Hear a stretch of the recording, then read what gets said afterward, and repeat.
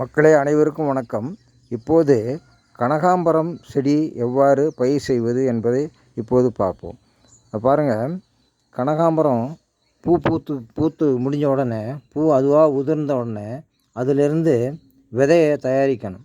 அது எப்படி விதையை சேகரிக்கிறதுன்னு இப்போ பார்க்கலாம். இந்த பாருங்கள், இதுதான் அந்த விதை.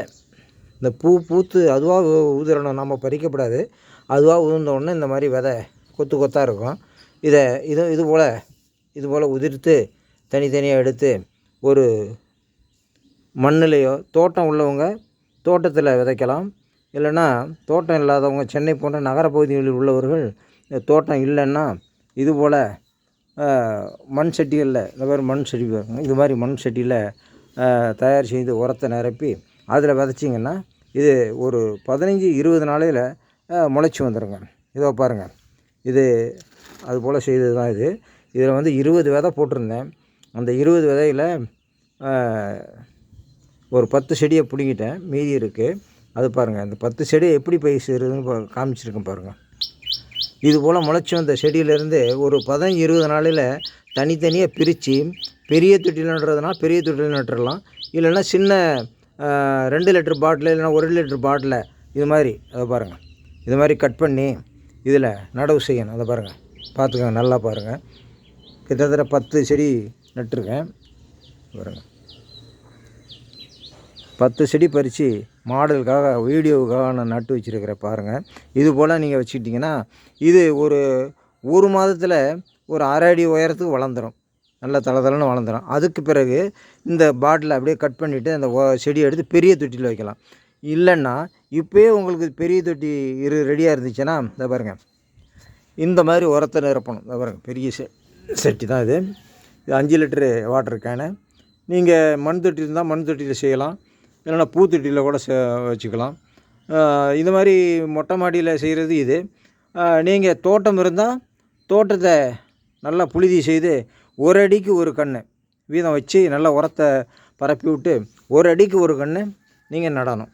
இதை பாருங்கள், இது போல் நீங்கள் இப்போ நான் சொல்கிறது வந்து மொட்டை மாடியில் எவ்வாறு இந்த பூவை பயிர் செய்யுங்கிறத நான் காமிக்கிறேன்.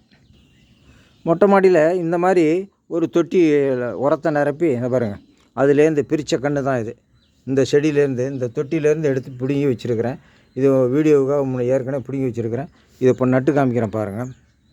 இது போல் இந்த தொட்டியில் இது மாதிரி குழியை தோண்டிட்டு கொஞ்சம் உரத்தை நிரப்பி, ஃபுல்லாக உரத்தை நிரப்பிட்டு இந்த செடியை நடணும்.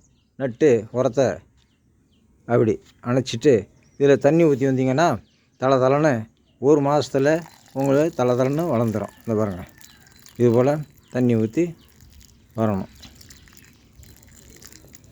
பார்த்தீங்களா? இது மாதிரி நடவு செய்யுங்க. பெரிய தொட்டிலே நட்டுட்டிங்கன்னா பிரச்சனை இல்லை. இல்லை நீங்கள் தொட்டி கிடைக்கல அப்படின்னா இது போல் சின்ன பாட்டில்களை கட் பண்ணி அதில் உரத்தை நிரப்பி நீங்கள் இந்த கன்றுங்களை பிடுங்கி நட்டு வச்சிங்கன்னா ஒரு மாதத்தில் ஒரு 1/2 அடி உயரத்துக்கு வளர்ந்துடும். அதுக்கு பிறகு இந்த பாட்டிலை இப்படி குறுக்க கட் பண்ணணும். அதை பாருங்கள், இதில் இப்படி குறுக்க கட் பண்ணிவிட்டு இதை எடுத்தோம்னா மண்ணோடு வந்துடும். அதை எடுத்து வேறு பெரிய தொட்டியில் நட்டுக்கலாம். இந்த பாருங்கள், இது மட்டும் இல்லை. இந்த பாருங்கள், நான் டிசம்பர் செடி நட்டுருக்கேன் பாருங்கள். பார்த்தீங்களா? டிசம்பர் செடி பூத்துருக்கு பாருங்கள். அதே போல் இதை பாருங்கள், மல்லி செடி இதே தொட்டியில் தான் வச்சுருக்கிறேன். இதை பாருங்கள், மொட்டை மாடியில் பயிர் செய்யலாம், நல்லா தாராளமாக பயிர் செய்யலாம். இதை பாருங்கள், மல்லி செடி ஒரு பக்கெட்டில் வச்சுருக்கேன் பாருங்கள். இது பாருங்கள், இது தர்மாக்கோல் இந்த ஃப்ரிட்ஜு தர்மாக்கோல், வேஸ்ட்டு தர்மாக்கோல் இருக்குது பாருங்கள். அதில் பாருங்கள், இதில் 3 செடி மல்லி செடி நட்டுருக்கேன். இது போல் நீங்கள் கனகாம்பரம் செடியும் பெரிய தொட்டி இருந்துச்சுன்னா, இது மாதிரி பக்கெட்டு, வேஸ்ட்டு பக்கெட்டுங்க இருந்துச்சுன்னா அதில் நீங்கள் உரத்தை நிரப்பி நீங்கள் பயிர் செய்யலாம். இது மாதிரி செஞ்சிங்கன்னா ஒரு 6 மாதத்தில் இது பூக்க ஆரம்பிச்சிடும்.